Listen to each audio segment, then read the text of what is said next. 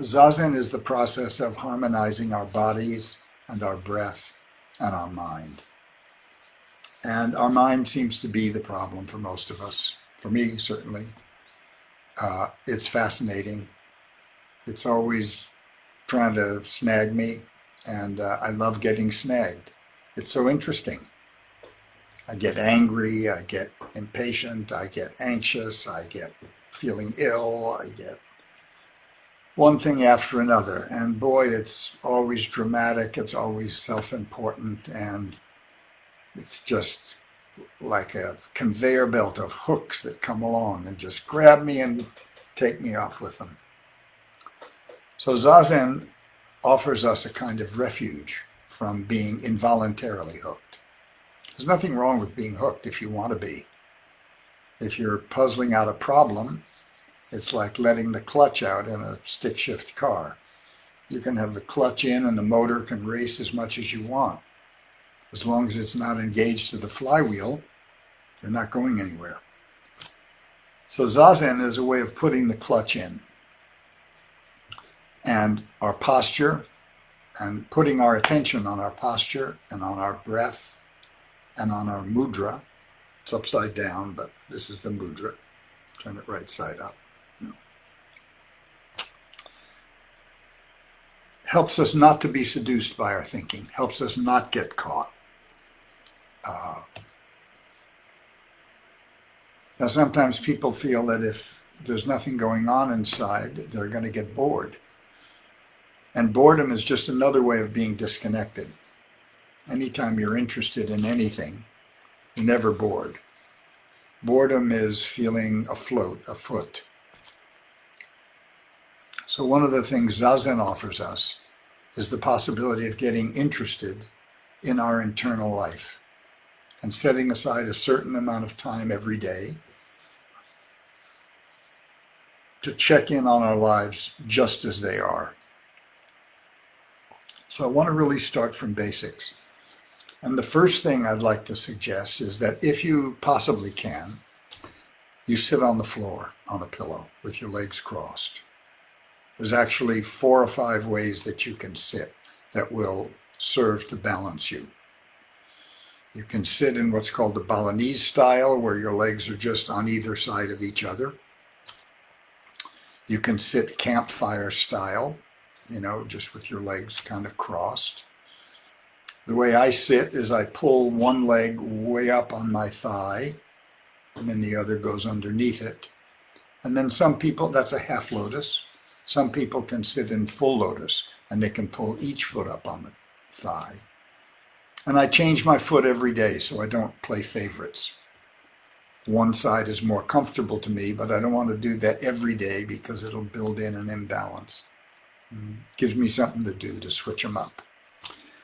And so I encourage this because, and you need a pillow about 4 to 5 inches under you to raise your butt up off the floor so that it'll tip your pelvis and so that you can keep the curve, the natural curve in the small of your back. And you'd be amazed, but getting up and down every day is a really good exercise. And as you can, if you're going to sit on your couch, sit cross-legged. Getting out of chairs is a really healthy thing. And when we started, I gave instruction on how to sit in chairs. But I'd really urge you, if you can, since we sit in chairs for all sorts of occupations and we have associations with chairs, sit on a pillow. It has to be firm, has to be enough to lift you up. If you can't sit cross-legged, well, sit in a chair. But I would suggest it. And another thing I would suggest that you do is practice squatting. If you look at little kids, they can drop down exactly where they are and just hang there. If you look at Asian people, they sit with their feet flat on the floor, just hunkered down. It's hard for me to do, but every day I'll hold on to the edge of a desk or a table, and I'll just squat for 5 or 10 minutes, maybe while I'm watching television. Just stretching out the hips and the pelvis and the joints and lining up the body. It's a really simple, non-strenuous exercise. But the point of how you sit is to be firm. You want your knees to touch the ground. Oh, the other way you can sit is called seiza, which is you just kneel in place. And if you're limber, you can just sit back on your heels. I can't do that very well for long, so I turn a zafu, a Zen meditation pillow, on edge, and I straddle it and I sit, so that holds my weight when I'm kneeling. And in long meditations, many periods a day, you might change up all the time. At my age now, I have to sit 1 or 2 periods on a pillow and then 1 period in a chair, and then back to my pillow. So the most important thing is I want you to be balanced. I want you to feel firmly supported. And in the monastery, we have all sorts of little support cushions. They're little black cushions about this big. You can tuck them under your knees. I tuck one between one knee and the foot underneath it. Sometimes I have a hard time getting my knee all the way down. But you want to be comfortable and you want to be solid.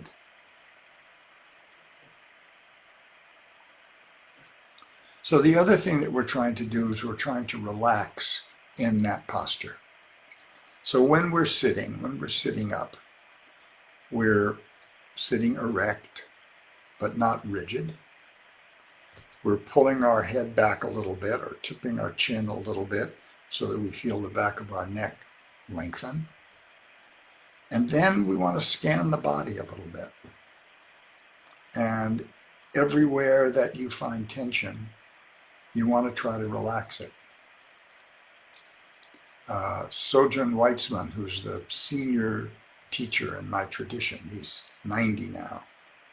He has a nice way of phrasing it. He says, tension is human and relaxation is Buddha. So you want to make sure that you're not hunching your shoulders. You want to make sure that they're relaxed. You want to make sure that you're not sitting with your head pulled back, too tense, trying to be perfect. You want to be really gentle when you get into that posture. You want to make sure you're not hurting yourself. I think some of you know that for 28 years, I shook when I sat Zazen. I mean, really shook like that. The monks would be sitting on either side of me like oil paintings, and I felt like a Jew with a bell around my neck, thrashing around. And one day, my teacher said to me, he wasn't my teacher then. I didn't come to him until I'd been sitting about 28 years. He said, you ought to look at that. So I looked at it, and I found that I was tight as a drum. I was trying to be perfect. I wanted my mudra perfect, my posture perfect, samurai, and my muscles were just screaming and shaking the tension off them. And as soon as I found that out, as soon as I relaxed, I never shook again. Really, that was more than 20 years ago. So I'm going on and on about this because I want you to go on and on about your posture.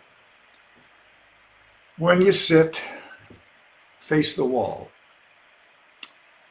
You want to try to stop yourself from getting snagged. I suggest you make a little place, put a little flower and a candle and some incense, so that that space becomes sacred space.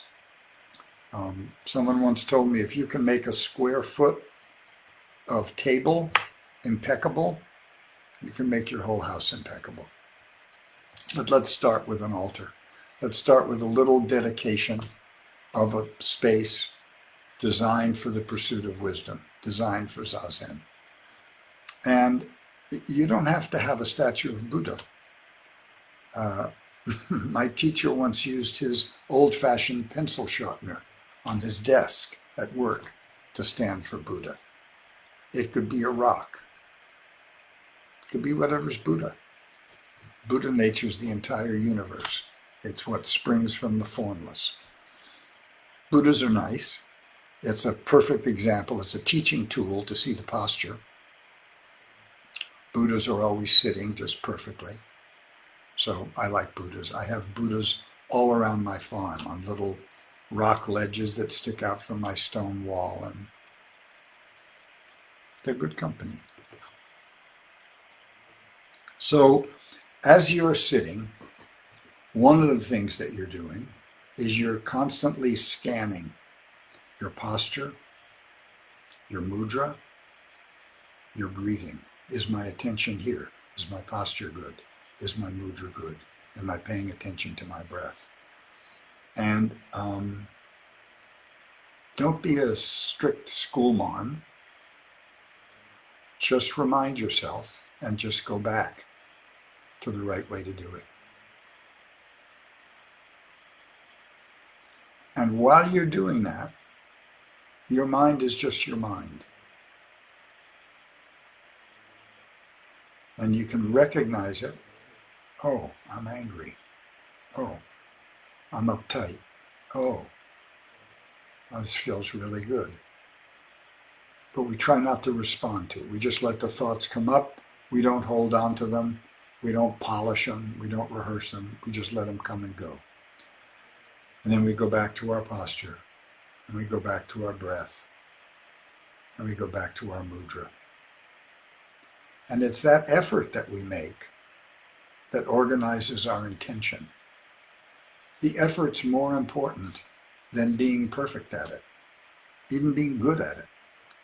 The effort to continually remind yourself and to come back without getting impatient. Someone's saying, what about us who have physical disabilities and are unable to sit as suggested? Sit in a chair. Lay down. It's fine. You can lay down, you can have your mudra on your chest, and you can make the same effort laying down. People do that in the Zendo. I'm just saying in an ideal situation, sitting is the easiest, most accessible way to do it. But I can't sit for long, long periods anymore, so my knees are not so good. So don't worry about it. If you lay down and you're concentrating on your breath and concentrating on erasing tension from your posture, you're doing it right. I'm just looking at, I'll look at these things, questions and stuff again.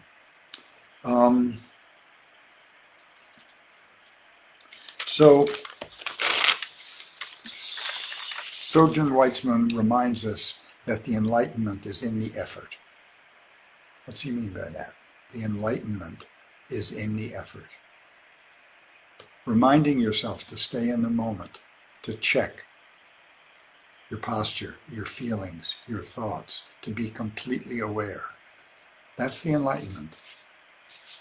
It's not going to be a fence that you jump over and suddenly your life is all cotton candy and root beer, or that you're going to go to some other state of mind. This mind that you have, this awareness that you have, is exactly identical to the Buddha's mind and awareness. We're human beings. And the human realm is the only realm from which we can be enlightened. And it's because the realm where we struggle and where we have choice. The heaven realms, where everything's perfect and beautiful and everybody lives like Jennifer Aniston, seems great, except inherent in it is the fear of losing it. And if you're afraid of losing it, if you're afraid of change, nothing's going to happen.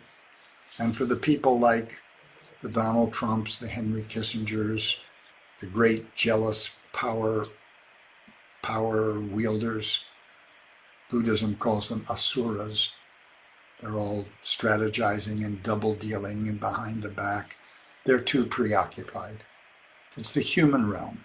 Everyday struggle, work, getting up, dealing with sickness, dealing with old age, dealing with family, dealing with all these things. That's the realm where we can be enlightened. And enlightenment does not rid us of those problems. Sitting Zazen, we sit with those problems. We sit with our delusion. And when we just let them hang there and leave them alone, and everything falls away, we're sitting in nirvana. It's not something that's just reserved for Buddhas. It's available to you. Takes a little practice, takes a little consistency, a little work, but it's nothing foreign to your state of mind and your natural gifts. It's when you stop generating karma, when you stop being attached to your thoughts and feeding them and running your narrative, when you just let your karma play on emptiness, it's harmless. When it plays on other people and it plays in the world, there's no escaping it.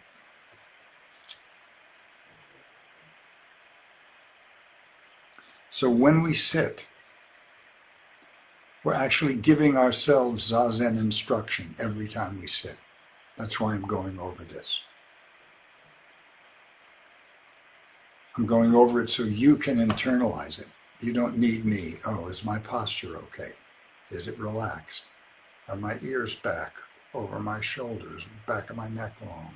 Is my mudra nice? Are my thumbs just lightly touching? No pressure on my thumbs. Is it a nice fat circle? Have I let my stomach relax? When you let your stomach relax, it's a feeling, I don't know about you, but I sort of feel the empty space. When your stomach pooches out and there's a kind of empty space. The Japanese call that the hara, and they think of that as the self.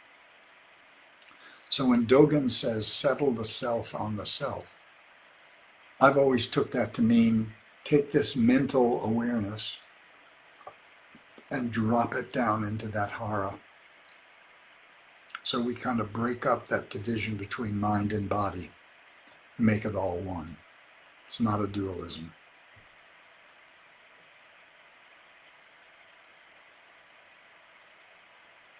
So body, breath, mind, one harmonious unit. That's what we're striving for. That's what we're practicing. That's what practice means. Body, breath, and mind. You can do that in the grocery store. You can do that when you're walking down the street. You can practice extending that Zazen state of mind. That emptiness where we allow thoughts to come out of nowhere, crystallize and disappear. That's what Suzuki Roshi refers to as a not knowing mind. The person you had a fight with 20 minutes ago is a different person. So when you come back to see them, if you have a not knowing mind, you're not chaining them into who they were, and you're not chaining yourself into your feeling about who they were.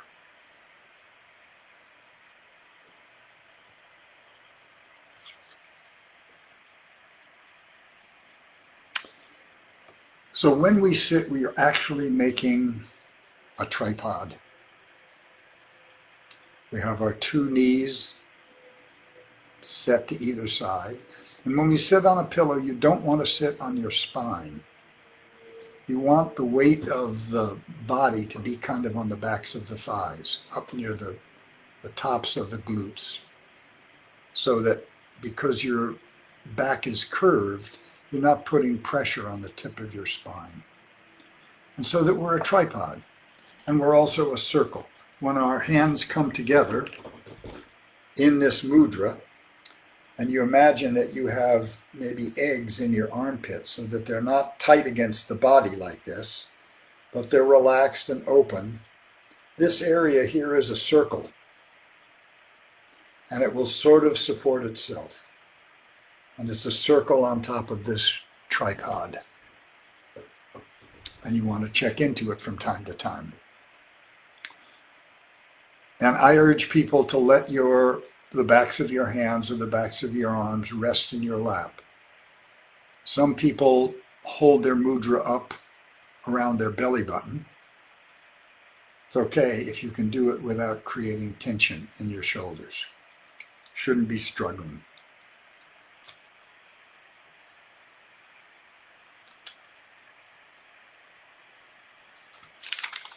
trying to read my notes here.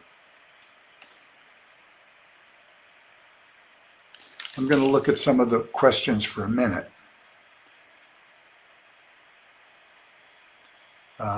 If the right hand is dominant, where is the left hand? So when we make this mudra, we put the non-dominant hand over the dominant hand. I'm left-handed. So I put my left hand under my right hand. If you're right-handed, put your right hand underneath.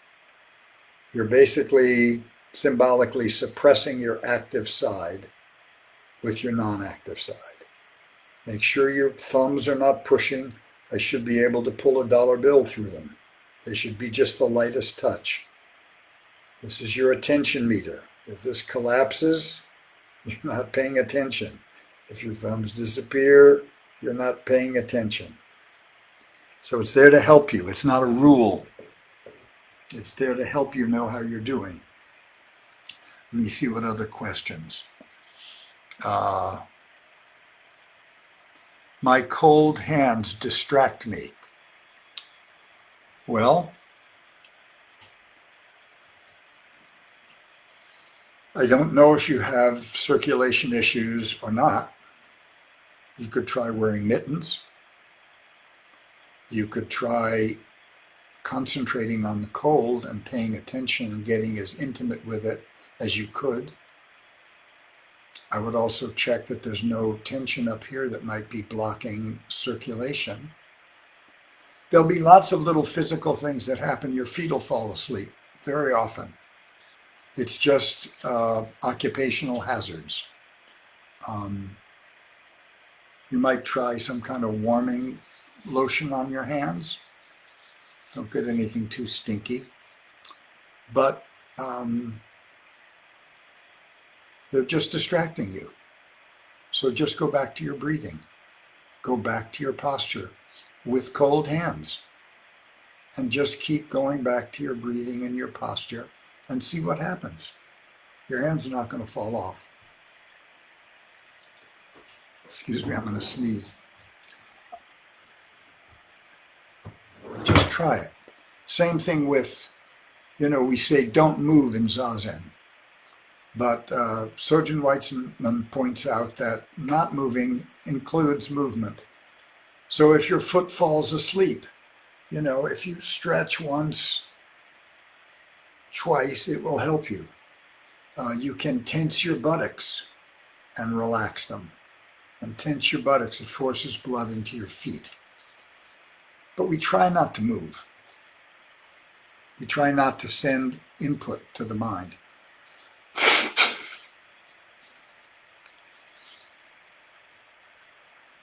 When you lay down to meditate, put your mudra sort of so that your thumbs are about at your belly button. Just lay your mudra on top of just below the bulge in your belly. On me, my thumb tips come to my navel. Let's see what else people are asking. Someone said, for this session, I sat cross-legged in a recliner chair in the living room, very comfortable. If you sit in a chair, you want to make sure you're not leaning back against the chair, that you're using your own energy and strength to keep yourself up.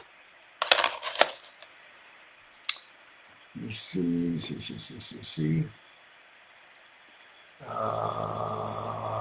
I sit on my zafu in bed. I could straddle an upright zafu. Well, try it, Jennifer. You can sit up in bed. I try not to lean against the wall. And the problem with the mattress is it may not offer you the stability to be firm. This is why, for instance, when you kneel seiza, this is why we have another mat that's about an inch or two thick called the zabuton that goes under the zafu. I hate to spring too many Japanese terms, but the zafu is the round stuffed pillow that we sit on. You can buy them online. You can get them in lots of colors. And the zabuton is the mat that it sits on, so that it's very easy to kneel on. If you turn a zafu on its edge, You can sit on that. But even if you're just sitting cross-legged, it will prevent your ankles from hitting a hard floor or a hard carpet. And it makes it easy to sit. Mary Magdala, I'm not physically able to do any of these things. I don't know exactly what you mean. I'm sure you're physically able to lay down. So maybe you didn't hear me say that. And Ken Newman says, yes, I love my Seiza bench. Seiza benches are little benches. They're about this high. Sometimes the legs fold so that you can carry them.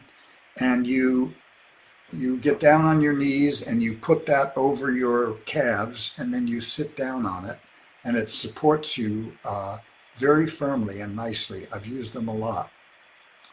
Who was it who said, not Toni Morrison, but another great black woman writer. She said, do your best until you know better, and when you know better, do better. That's a good motto for sitting Zazen. I remind you to put your tongue up lightly against the roof of your mouth. You won't salivate too much. And if you exert a slight downward pressure on your diaphragm, sort of pushing down slightly, it'll lend a lot of strength to your sitting.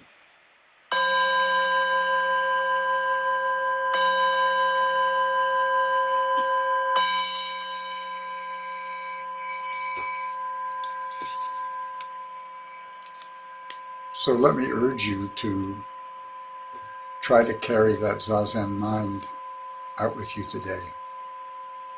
There's a lot of upset people out there. But no matter who's elected president, I can guarantee the sun's going to rise, the birds will be singing, there are children to be taken care of. You can clean your house and make it lovely to be in. And you can clean your internal house and make it lovely to be in.